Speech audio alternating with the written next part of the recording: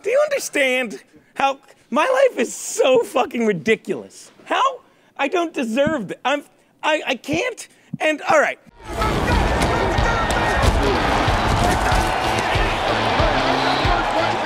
Play action fakes it for passing zone. Yes, touchdown.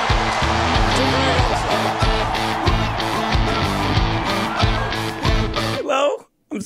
I'm so, hey! Ha ha!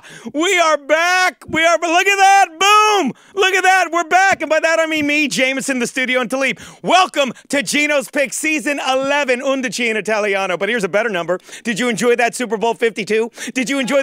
You're damn right you did, Talib. Did you enjoy the funniest video of the season as much as you did going a perfect 5-0 against the spread, winning from the coin toss and the anthem through the Eagles to the over? Did you, Talib?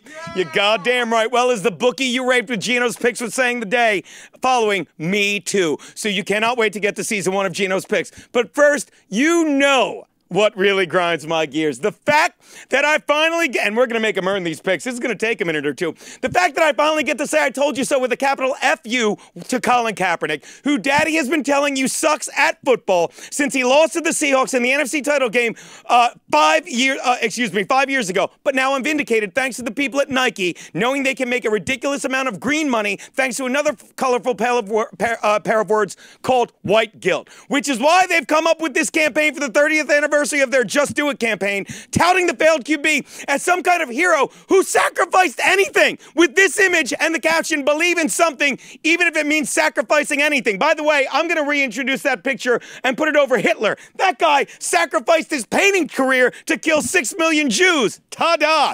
Tell me what a man that played himself out of football by not sacrificing his time and energy to learn a playbook or care enough about his teammates enough that he lost the starting job to one of the biggest busts in NFL history in Blaine Gabbert. Tell me what a man who would not sacrifice a few $1 million that he would have easily made back in playoff and endorsement money had he taken the starting job at quarterback for the then defending Super Bowl champion Broncos at the time. Tell me what he lost by sitting on the bench and collecting a larger paycheck so he wouldn't have to expose himself at a job that he was no longer good at. But don't take my word for it when for all the 4-letter words I've said about this 6-letter person still earning an 8-figure paycheck every year, that's fucking gorgeous. That is eloquent.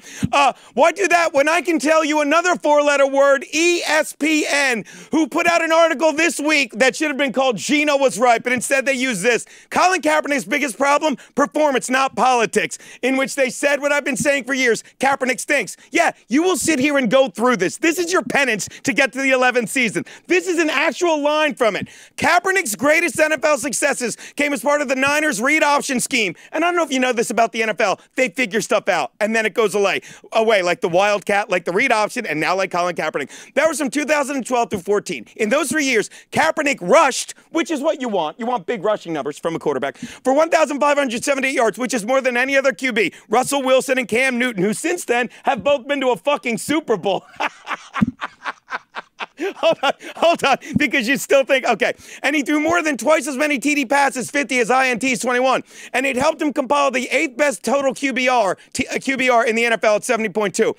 But even then, he was one of the league's least accurate QBs. His 60.1% completion percentage ranked 23rd in the NFL, and his percentage of off-target throws ranked number 18. Those issues intensified in the 2 years, 15 and 16, among the Niners' coaching turmoil, which he was the primary cause of. And since the start of that season, he ranks last in NFL among qualified passers in off-target percentage, 22.6. That means a quarter of the time he absolutely misses. And his completion percentage ranks number 32.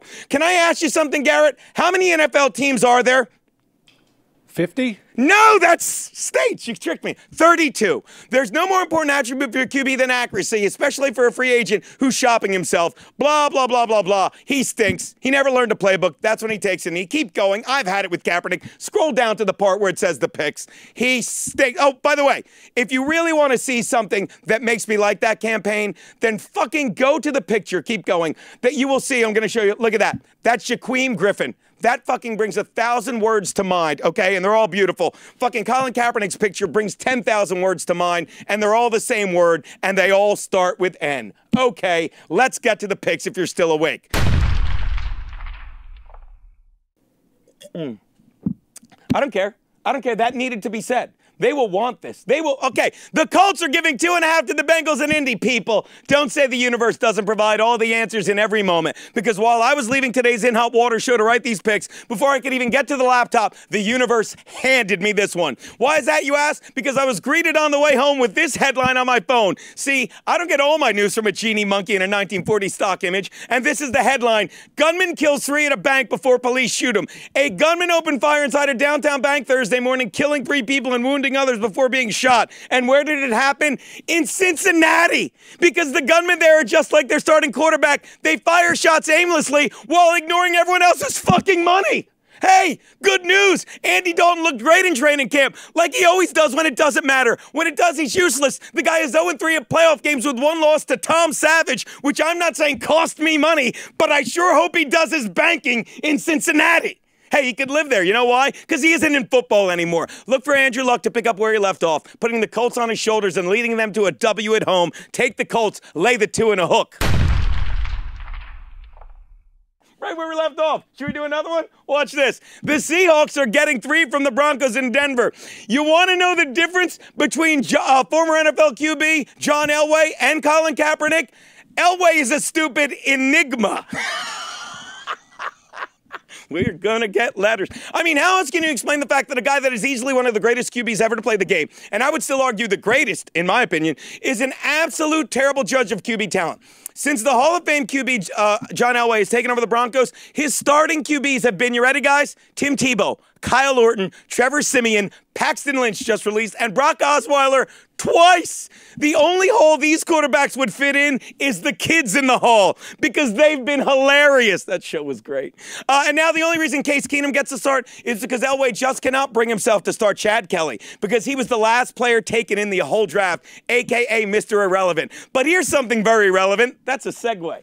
Case Keenum is a system QB, and the system another Elway retread offensive coordinator Mike McCoy uses is this one: have Peyton Manning change the call at the line of scrimmage to one that works. Well, you know what? That's a recipe for failure, and Keenum is no Peyton Manning. As for Seattle, Earl Thomas is back, ending his holdout with a new contract that he wanted, and whether he plays or not, he'll fire up a young defense and get everything out of that single hand from Shaquem Griffin. Something tells me opponents are in for some brutal shots from Thomas on Sundays, while Seattle takes some brutal shots the other 6 days of the week. Take the Seahawks and the 3 you're getting. Go Hawks!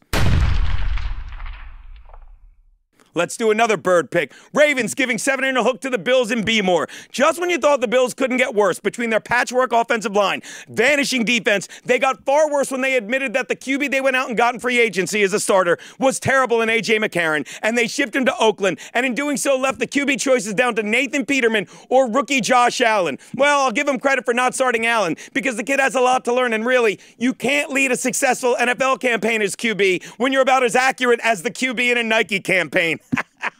Kaepernick sucks dick. All right, so they instead went with Nathan Peterson, a name synonymous with accuracy. In the Chargers secondary, yeah, if the name sounds familiar, it's because you heard it screamed 5 different times in the first half of his only start last season, Week 11 against the Chargers. The only thing is that name was followed 5 more times by the word intercepted and 4 more times by the words fucking again. Thanks, Talib. Peterman goes into this game with zero confidence. While Joe Flacco always plays well when pushed, which is what I think he will be all season, not so much by the skill of Lamar Jackson, but the waning patience of fans who are willing to go with anyone else if the pride of the Blue Hens doesn't step it up. He does Sunday. Take the Ravens, lay the 7 in a hook. Okay? Should we do one more? Let's get one more. Should we do one more? Which brings me to I double your bet DSI and my bookie money. See what I did there? Monday night pick, the Rams laying 4 at Oakland. Talib, you know what the problem is with giving a guy a 10-year contract, which is what me and Berg have, right? Right. There's no way you can fire the guy, in this case John Gruden, for at least 4 years, let alone 4 months in, despite the fact that he has made more embarrassing moves in that short time than Harvey Weinstein did in 4 decades in the same state. Of course, unlike Weinstein, you ready for this? Gruden blew his entire load when he signed the deal. Oh, we got to do Talib's show. Seriously, with a deal like Gruden's, he can basically walk into the center of the field and shit on the Raiders logo, which he basically did when he let Khalil Mack go to the Bears. Yeah, but Genie got a pair of first-round draft picks over the next 2 seasons. Khalil, you know what they're going to use those 2 first-round draft picks on? Finding another Khalil Mack, because that is what every owner wants in a first-round pick. An incredible talent, as evidenced by him being the richest defensive player in the NFL now, that stays healthy, as evidenced by the fact he's never missed a start, who is a leader in the clubhouse, as evidenced by the fact that Gruden just lost the clubhouse the moment Mack landed in O'Hare. Look for the man who was the highest paid defensive player in NFL history for a full 24 hours before Mack, Aaron Donald, to make life incredibly difficult for Derek Carr, who was also briefly the highest paid QB in NFL history. Oh yeah, and watch that kid Todd Gurley show you why he's the highest paid running back in the game. Rams all day Dicky. Lay the points. Those are Geno's picks. Can we get to Talib on? Can we go? It's good to be home. Jesus, I'm so lonely. She'll call. Guys?